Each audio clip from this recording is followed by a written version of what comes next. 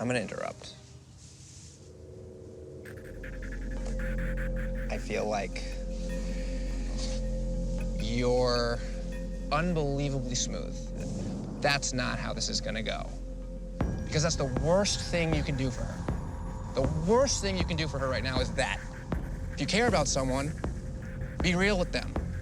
Our next episode comes from season 4 and features a young woman named Blair who was being emotionally tormented by a former internet love interest. During a time when Blair had been down on her luck, homeless and depressed, she met a girl named Markie on Instagram. And Markie really gave Blair the support she needed to pick herself up and get back on her feet. She happened to just call every time I was gonna do something stupid. So she like literally saved my life. Without her, who knows if we'd even be sitting here. Around 4 months after meeting online, we decided to meet in person. Problem is, a week before I was supposed to meet her, she got kidnapped. A week after that, she calls me from a mental hospital, and Markie decided it was best if we were just friends. I was completely devastated and never found out what really happened. I bought her a plane ticket from California to New York, and then no one knows where she is. I called her dad, and I was basically like, where is she? And he's like, well, I'm not gonna get into it, but she don't wanna be with you. Once we began investigating, we soon uncovered disturbing details about Markie. Go to the Instagram account. Whoa, I'm a terrifying person. I'm not normal. The numerous things I could tell you I've done are very scary. Hashtag scary, terrifying, crazy, troubled. I don't know what this is, man. We could be dealing with a very troubled individual. We managed to get Markie to agree to meet with us. The question was, would we meet caring and supportive Markie or crazy and troubled Markie? You okay? Yeah.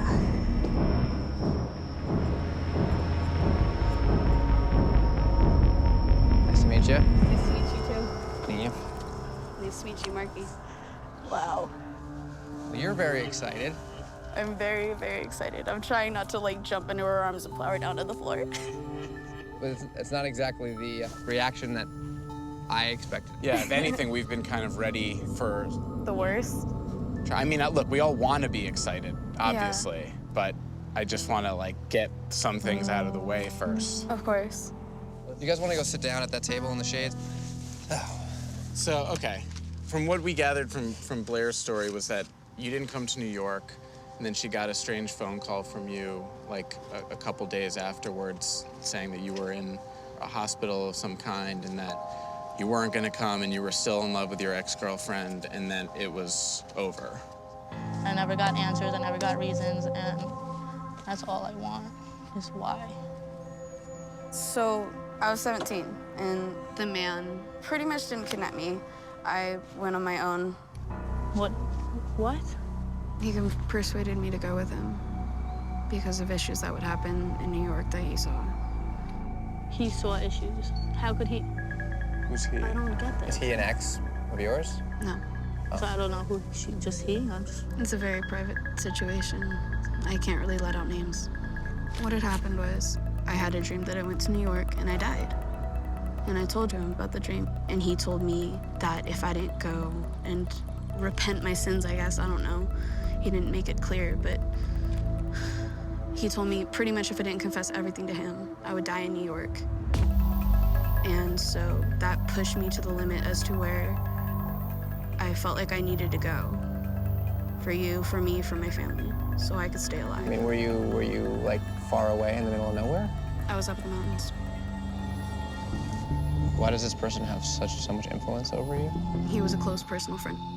You don't think you could have told this guy, you need to let me know that you're not coming? No, because he didn't want to talk to you. He didn't want anything to do with you. You couldn't talk to me?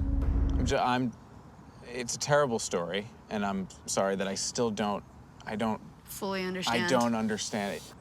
Did that story make any sense to you? Of course not. Nothing about what she says makes any sense. In fact, it felt disrespectful to have come all that way only to be fed garbage like that. But the fact that Blair was still sitting there was a testament to just how strong her feelings still were for Markie. That's why I reacted the way I did when this happened. Hey, I'm a psychotic, crazy person. I have a semi-lying problem, and I'm absolutely in love with you. I'm gonna interrupt. because that's the worst thing you can do for her. The worst thing you can do for her right now is that. If you care about someone, be real with them.